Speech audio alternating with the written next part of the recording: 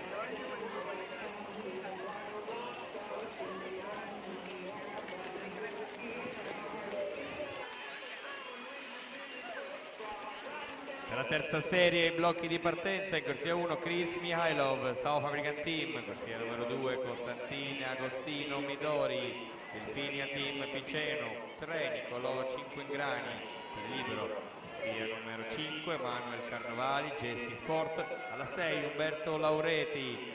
Delfinia Team Piceno, corsia 7 Dimitri Coden, Arca Nuoto, alla 8 Matteo Umberto Valente, Parco Livenza, assente in corsia 4 Matteo Cirri, Centro Nuoto Rosà.